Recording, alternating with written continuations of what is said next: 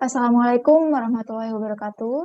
Di sini kami kelompok 2 akan menyampaikan mengenai reproduksi Bryophyta, di mana anggota dari kelompok 2 ada saya sendiri Atifa Azhara, rekan saya Wayan Putri Widiawati, ada Rosya Mahela, kemudian Nisa Cesara Nur Afafa, Ferry Andrianto, dan yang terakhir adalah Belia Nabila Reta. Dan ini merupakan pokok bahasan kita kali ini. Yang pertama ada definisi dari Bryophyta. Yang kedua adalah gambaran umum mengenai reproduksi Bryophyta. Yang ketiga ada jenis reproduksi Bryophyta. Yang keempat ada jenis gametangium dari Bryophyta. Dan yang kelima adalah proses metagenesis dari Bryophyta. Jadi yang pertama kita akan membahas mengenai apa itu Bryophyta. Jadi sebelum membahas tentang reproduksi Bryophyta, kita perlu mengetahui terlebih dahulu apa sebenarnya Bryophyta itu. Jadi, Bryophyta merupakan divisi tumbuhan tidak berpembuluh yang berukuran kecil. Bryophyta berasal dari bahasa Yunani yang terdiri dari dua kata, yaitu bryo atau bryum, yang artinya lumut, dan phyta yang artinya tumbuhan.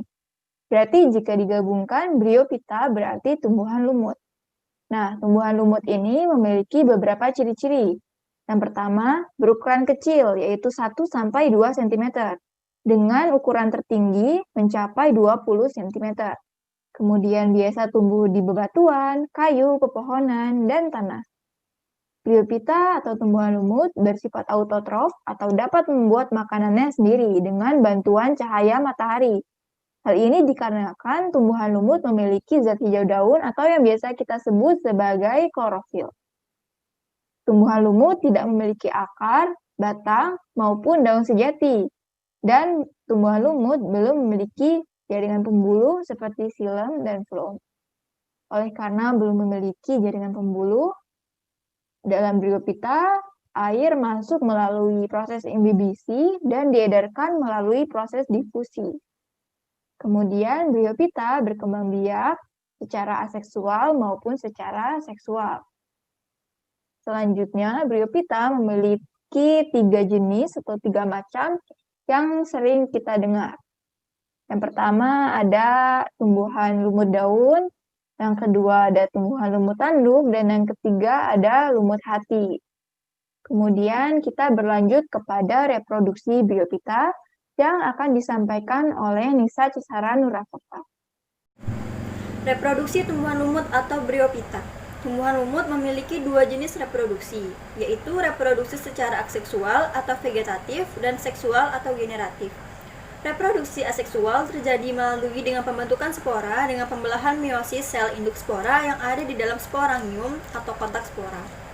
Spora tersebut kemudian akan tumbuhan menjadi gametofit. Tumbuhan lumut terkhusus, lumut hati memiliki reproduksi secara aseksual atau vegetatif yang dilakukan dengan pembentukan piala tunas dan fragmentasi. Fragmentasi yaitu pemutusan sebagian tubuhnya. Sedangkan reproduksi secara seksual melalui fertilasi ovum atau spermatozoid yang kemudian menghasilkan zigot. Zigot akan tumbuh menjadi sporofit. Sporofit memiliki umur pendek, yaitu sekitar 3-6 bulan. Dalam siklus hidup tumbuhan lumut mengalami pergiliran keturunan atau metagenesis antara generasi gametofit yang berkromosom haploid N dengan generasi sporofit yang memiliki kromosom diploid 2N. Bentuk lumut gametofit sering kita temukan karena gametofit lebih dominan dan mempunyai waktu hidup yang lama dibandingkan dengan bentuk sporofit. Kemudian selanjutnya yaitu jenis reproduksi Bryophyta yang akan disampaikan oleh rekan saya Wayan Putri Widiawati. Jenis reproduksi Bryophyta atau tumbuhan lumut terbagi menjadi 2, yaitu reproduksi aseksual dan reproduksi seksual. Yang pertama, reproduksi aseksual. Reproduksi aseksual atau vegetatif terdiri dari spora dengan kromosom haploid N yang dihasilkan dari sporangium, yang kemudian tumbuh menjadi protonema. Selanjutnya, protonema tumbuh menjadi gametofit. Yang kedua, ada reproduksi seksual. Reproduksi seksual atau secara generatif dimulai dari peleburan antara spermatozoid dengan ovum menggunakan perantara air. Zigot hasil fertilasi kemudian akan berkembang menjadi embrio. Setelah itu, sporofit berkromosom diploid 2N memiliki kotak spora atau sporangium dan akan membelah secara meiosis menghasilkan spora homosfor. Selanjutnya ada jenis gametangium yang akan disampaikan oleh rekan saya, Saudara Ferry Andrianto. Jenis-jenis gametangium. Archegonium adalah alat kelamin betina yang memiliki bentuk seperti botol dengan bagian yang lebar disebut perut, sedangkan bagian yang sempit disebut dengan leher. Kemudian anteredium adalah alat kelamin jantan yang memiliki bentuk bulat yang menyerupai gada. Bagian anatomi anteredium yaitu dinding anteredium terdiri dari selapis sel dan bagian dalamnya yang terdapat sejumlah sel induk.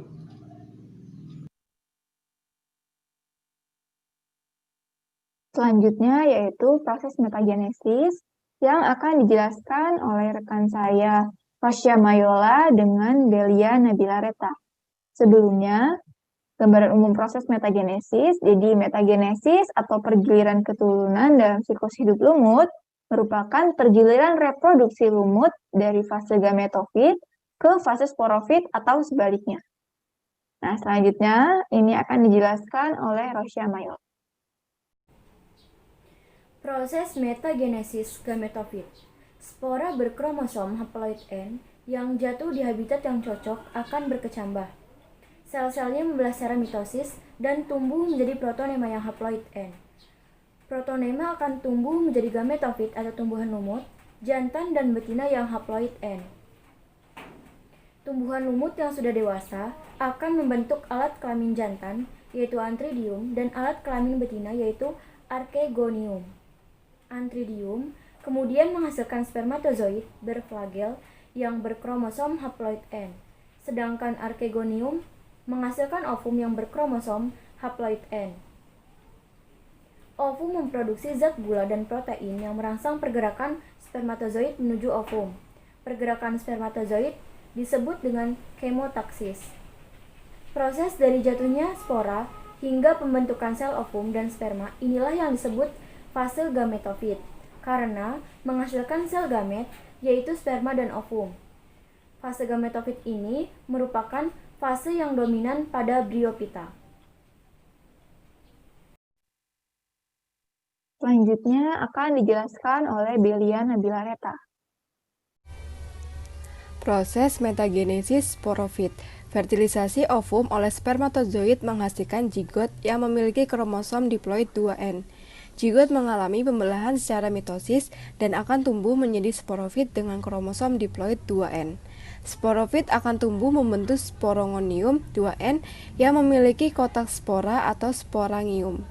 Di bagian dalam kotak spora terdapat sel induk spora yang diploid 2N yang kemudian akan membelah secara meiosis dan akan menghasilkan spora-spora yang haploid N, yang kemudian kembali berulang di fase gametofit. Spora haploid termasuk ke dalam fase gametofit. Proses dari fertilisasi hingga pembentukan sporongonium yang mengandung sel induk spora diploid inilah yang disebut sebagai fase sporofit. Nah, ini merupakan bagian lengkap dari reproduksi atau metagenesis tumbuhan lumut.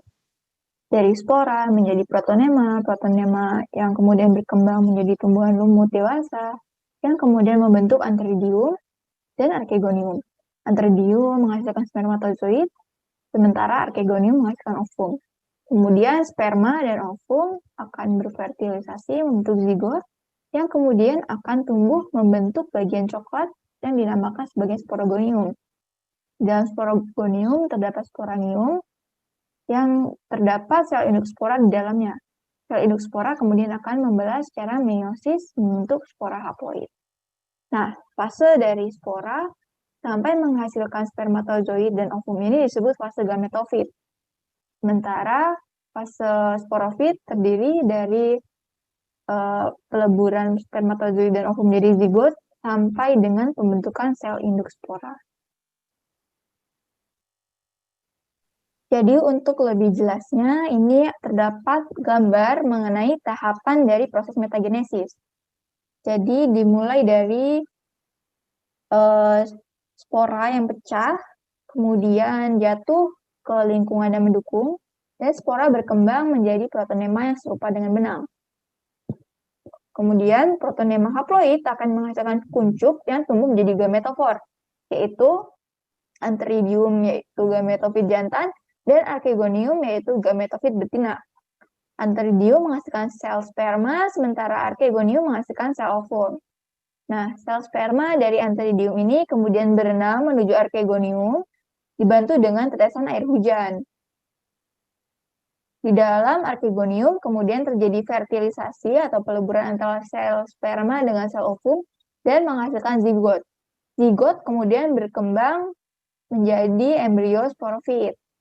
Nah, sporofit tumbuhan kemudian berkembang tumbuh menjadi sporogonium, yaitu bagian coklat, yang kemudian nanti matang dan terdapat sel induk spora yang akan membelah secara meiosis dan membentuk spora haploid. Dan setelah pembentukan spora haploid inilah proses metagenesis kembali berulang. Untuk lebih jelasnya, di sini kami menyajikan video mengenai reproduksi dari tumbuhan lumut. Tumbuhan lumut bereproduksi baik secara seksual maupun aseksual. Pergiliran keturunan yang terjadi melalui reproduksi seksual dan aseksual yang bergantian ini disebut metagenesis. Metagenesis tumbuhan lumut diawali ketika kotak spora atau sporanium pecah dan mengeluarkan spora-spora yang telah matang. Jika spora tersebut jatuh di tempat yang lembab, spora akan berkecambah. Perkecambahan spora menghasilkan untaian seperti benang atau filamen yang bercabang-cabang, disebut protonema. Protonema membentuk kuncup, yang mana tiap kuncup menghasilkan tunas tegak mirip daun yang bercabang. Tunas tersebut adalah cikal bakal tumbuhan lumut. Antheridium yaitu organ kelamin jantan dan archegonium yaitu organ kelamin betina akan muncul di ujung atas tunas. Selanjutnya, dari archegonium keluarlah sel ovum, sedangkan dari antheridium keluarlah sel sperma. Kedua sel gamet tersebut dapat bersatu dan melebur dengan perantara air, kemudian terjadilah pembuahan yang hasilnya adalah sporogonium. Sporogonium adalah sel induk spora yang akan membelah secara meiosis untuk membentuk spora yang disimpan dalam sporanium. Jika kondisi lingkungan mendukung, maka sporanium pecah untuk melepaskan spora dan metagenesis pun kembali berulang.